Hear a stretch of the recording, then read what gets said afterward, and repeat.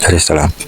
Baada ya saa moja tangu watoke pale uwanja wa ndege wa Dodoma, ndege ilikuwa ikielekea kutua katika viwanja vya Mwalimu Julius Nyerere International Airport. Baada ya ndege kutua na taratibu zote za utuaji na ushukaji ndani ya ndege kukamilika, Bwana Marwa alijikokota mpaka eneo ambako alijua kuwa gari iliyokuja kumpokea imepaki hapo kwa lengo maalum la kumsubiria yeye afike kutoka katika ndege, tayari kabisa kwa kumpeleka katika ukumbi wa mikutano katika kituo kikuu cha polisi jijini Dar es Salaam kilichopo maeneo ya Mbagala Zakia, eneo ambalo miaka ya hapo nyuma lilikuwa ni eneo la viwanda kabla ya viwanda hivyo kuhamishiwa katika eneo la Mkuranga. Mlango wa gari nyeupe yenye namba za usajili T537 HGR ulifunguliwa. IGP akaingia ndani ya gari hilo maalum mithili ya kuku wanavyoingia kwa kujiamini katika kiota chake pindi jua linapozama nyakati za jioni. Jambo afande, asalimia dereva wa gari hilo ambaye alikuwa akijulikana kwa jina la Kondo Shigandi. Jambo.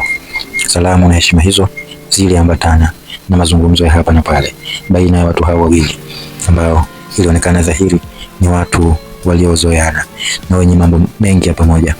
Hawachukui dakika kutafuta jambo la kuzungumza kufukuza ukimya, bali muda ndio ulikuwa hauwatoshi wao kuyamaliza mambo ya kuyajadili. Mwendo haukuwa wa kasi sana, ulikuwa ule unaokubaliwa na sheria ya usalama barabarani.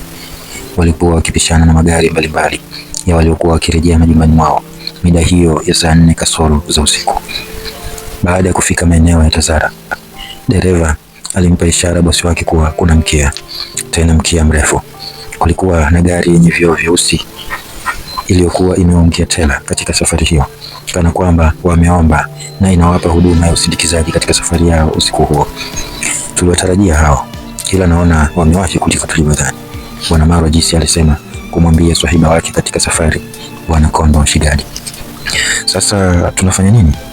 IGP aliulizwa na dereva wake juu ya alichokuwa anakiwaza juu ya safari yao hiyo. Uonjeshe kipimo, alisema IGP huyo ambaye moja ya taaluma zake zilizomkuza na kumfikisha hapo ni masuala ya kuvumbua mambo yaliyojificha na kuchezeana michezo ya akili mingi, hali ambayo daima ilimfanya kuwa ni mtu mwenye uwezo mkubwa wa kufikiri atakachofikiri mtu kabla hajafikiria, na hayo ndiyo yaliyompaisha mpaka kumfanya aweze kushika nafasi hiyo ya juu katika jeshi la polisi hapa nchini miaka 7 iliyopita. Dereva Bwana Kondo Shigadi hakuwa mgeni kwa kauli za bosi wake, kwani alikuwa akifanya naye kazi nyingi za kutosha, hivyo haikumpa tabu kuelewa neno ama kauli iliyokuwa ikitoka katika kinywa cha Marwa Jisi. Gari ilikwenda kwa spidi kubwa kuliko upepo na kuwaacha watumiaji wengine wa barabara wakishika vishangalio vyao.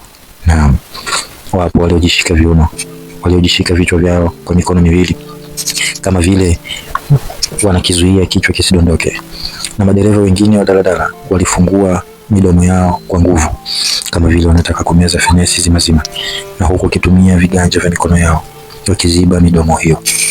Mr. Jisi aliwacheka tu. Akili za ajabu hizi. Zipi bosi? Dereva alimsaili bosi wake.